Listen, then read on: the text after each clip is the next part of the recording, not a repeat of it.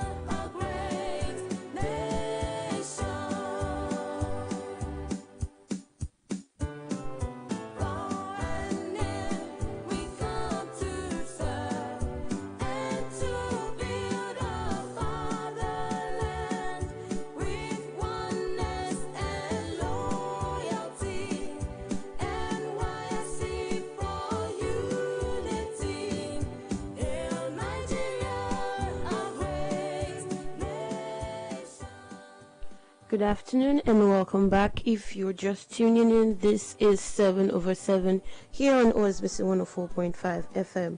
Now the news headlines. Health Initiative for Rural Dwellers Scheme of the NYSC. Ikire happy with NYSC Osun. Acting in common participation with one of the corporate social responsibility of the National Youth Service Corps, NYSC Osun State took to the people of Ikire local government area a share of the Health Initiative for Rural Dwellers Scheme of the NYSC. The event, which took place on Thursday in the palace of the Akire of Ikire, had the presence of the King of Ikire, Oba Olatunde Falabi Olabeloye III, the Akire of Ikire. Oba Olatunde, in his goodwill address, expressed gratitude and appreciation to the Osun State NYSC for the kind gesture towards the people of Ikire, and offered prayers for peace and blessings.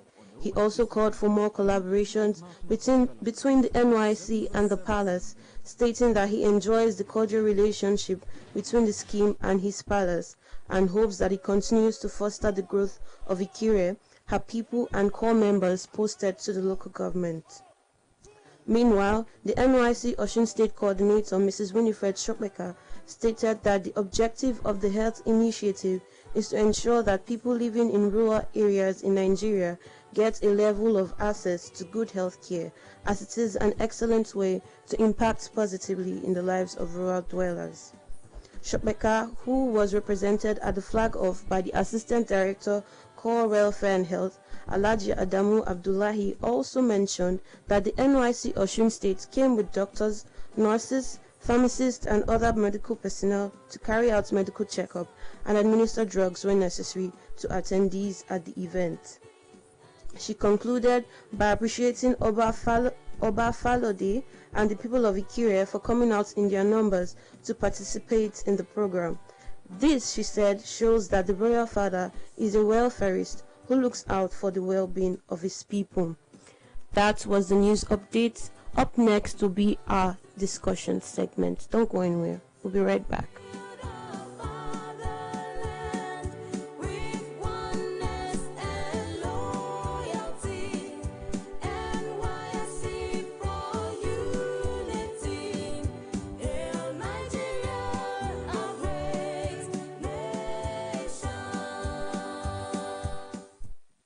Okay, welcome back to 7 over 7 here on OSBC 104.5 FM. Today we'll be discussing maintenance culture. Now, I believe we must have heard one or two things about the word maintenance. So we're going to be discussing maintenance today.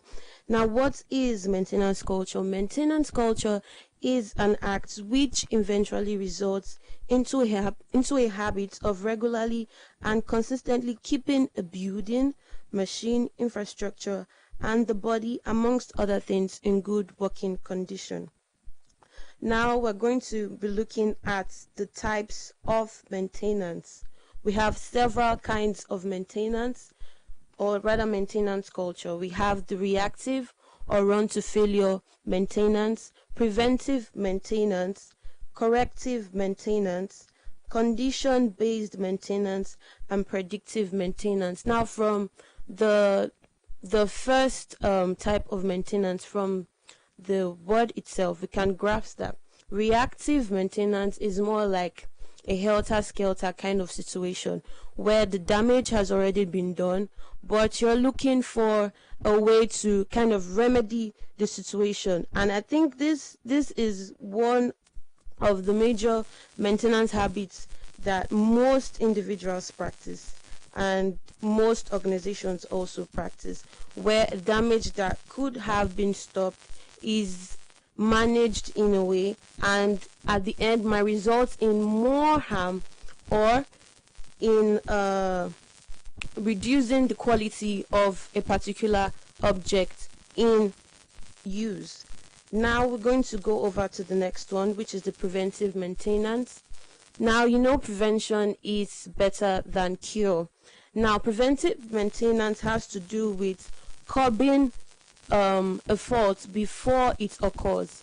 Now, most of the times, especially when it has to do with one's health, we hear it's best for you to go for checkups and the rest. Now, going for checkup doesn't mean that the person is necessarily ill.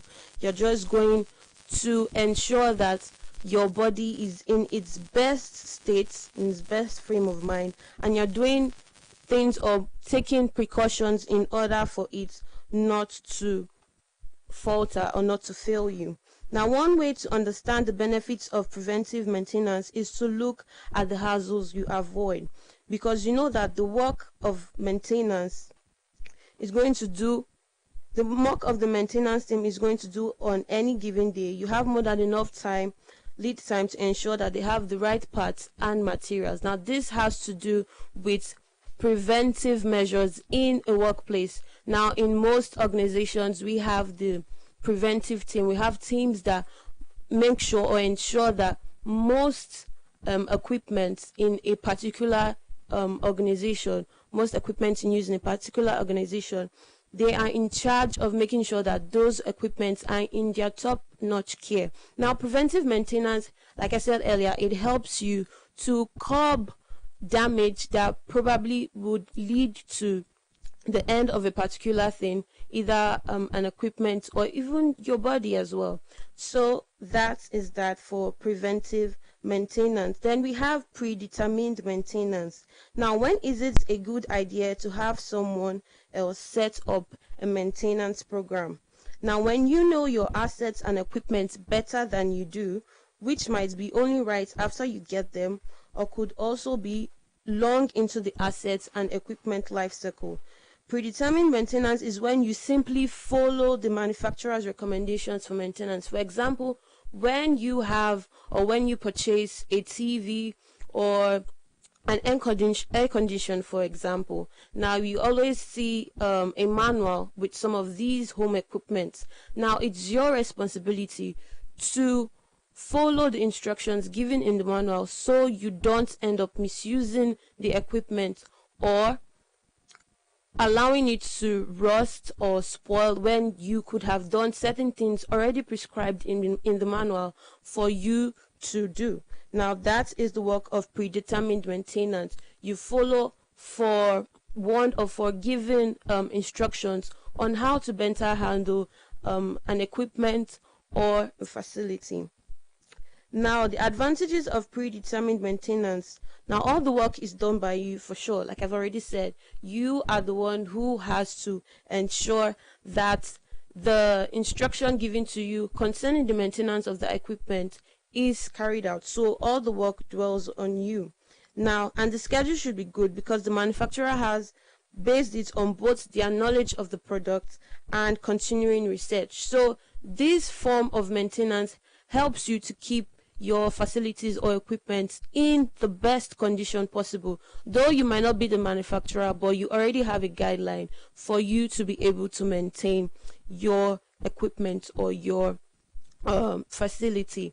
Now, we are also going to talk about the corrective based, though due to time we won't be able to go in depth. corrective maintenance, condition-based maintenance, and predictive maintenance. Now, predictive maintenance has to do with you being able to foresee a particular problem or a particular damage and being able to curb it. Now, it's almost similar to preventive maintenance, but this has to do with you predicting that this is going to happen at so and so time, and you are being able to curb it, most especially when you know the equipment is going to last for a very limited time.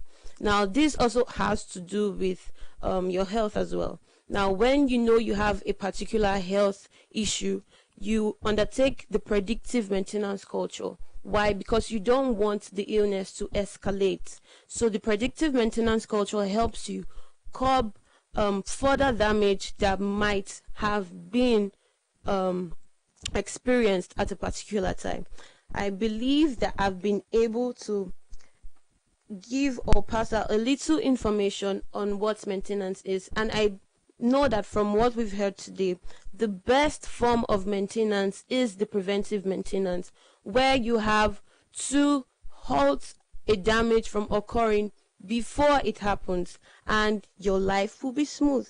So before we leave, we'd like to say a big thank you to the executive producer, Bose Bamiboye, the producer, Dupe Akinyemi, the announcer on duty, Tolulope Achanako, and the audio officer as well, Tolu Olatunji Ojo.